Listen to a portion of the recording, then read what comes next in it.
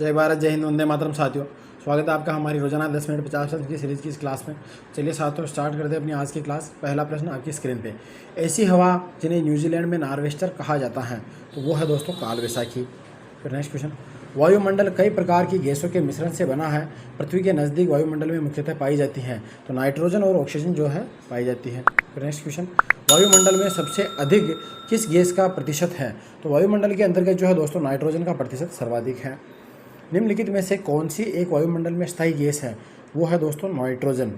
फिर next question, पृथ्वी के धरातल से ऊपर की ओर वायुमंडल की विभिन्न स्तरों का सही अनुक्रम है। तो देखिए, सबसे पहले क्षोभ मंडल आएगा, तो ऑप्शन नंबर सी जो है अपना सही हो जाएगा। फिर नेक्स्ट क्वेश्चन, अधिकांश मौसम गतिविधियाँ जिस वायुमंडलीय परत में होती हैं वह है, तो वो जो है दोस्तों अपनी क्षोभ मंडल है।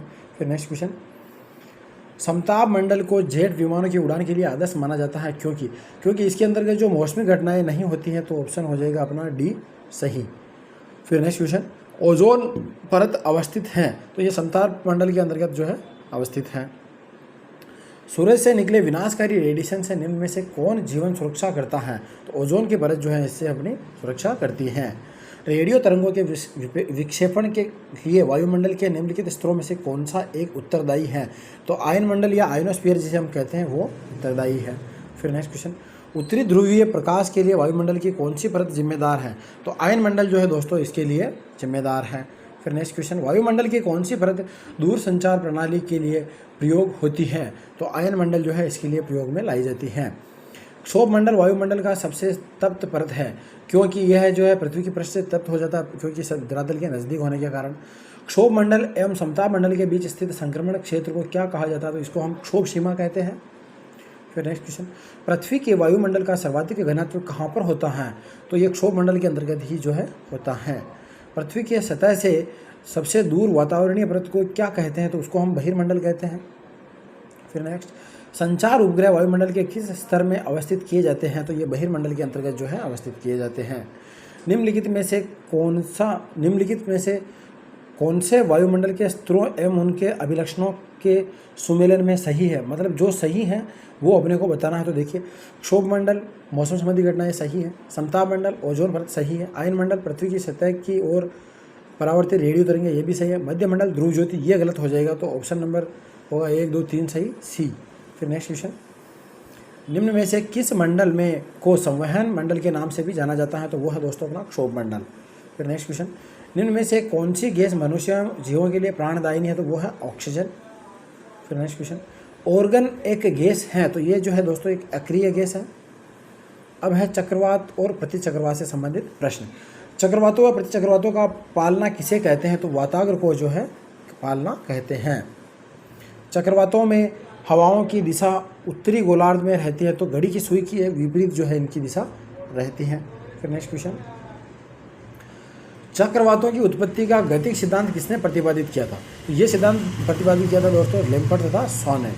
फिर नेक्स्ट क्वेश्चन, निम्नलिखित कथनों पर विचार कीजिए। अब यहाँ कुछ कथन दिए गए हैं, जो सही है वो बताना। तो देखिए, स्थिति के दृष्टिकोण से चक्रवातों को 2 वर्गों में विभाजित किया जाता है, शीतोष्ण कटिबंधीय चक्रवात व उष्ण कटिबंधीय चक्रवात सही है।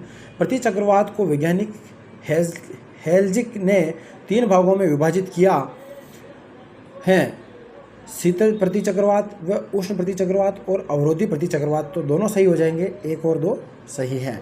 फिर नेक्स्ट क्वेश्चन, टोर्नेडो बहुत प्रबल उष्ण कटिबंधीय चक्रवात जो उठते हैं, तो ये कैरिबियन सागर के अंतर्गत जो है उठते हैं।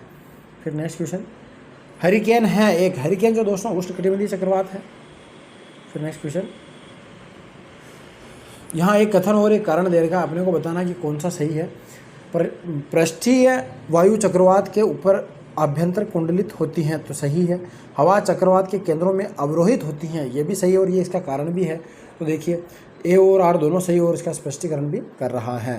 फिर नेक्स्ट क्वेश्चन, संयुक्त राज्य अमेरिका में निम्नलिखित में से किस क्षेत्र को टॉर्नेडो हेली कहा जाता है? तो वो मिसिसिपी मैदान को जो है कहा जाता है। चक्रवातीय वर्षा के संपन्न होने का कारण होता है, तो 2 वायु राशियों के अभिसरण क्षेत्र से उत्पन्न होती है। फिर नेक्स्ट, यहाँ वापस कथन और कारण दे रखा है। तो देखिए, बंगाल की खाड़ी पर चक्रवातों की विशेषता दक्षिणावर्त परिसंचरण है, गलत है। उनका परिसंचरण दाब प्रवणता तथा कोरियोलिस बल है, ये सही है, तो ए गलत और आर सही हो जाएगा। फिर नेक्स्ट क्वेश्चन, शीतोष्ण कटिबंधीय चक्रवातों की उत्पत्ति से संबंधित ध्रुवीय वाताग्र सिद्धांत प्रस्तुत किया, तो ये बर्कनीज ने जो है प्रस्तुत किया था। निम्नलिखित कथनों पर विचार कीजिए। अब यहाँ कुछ कथन दिए हैं, उनको देखना है। गतिक चक्रवातों ही वास्तव में प्रमुख शीतोष्ण कटिबंधीय चक्रवात होते हैं, जिनका निर्माण ठंडी ध्रुवीय तथा आर्द्र एवं उष्ण सागरीय वायु राशियों के मिलने के कारण होता है। सही है।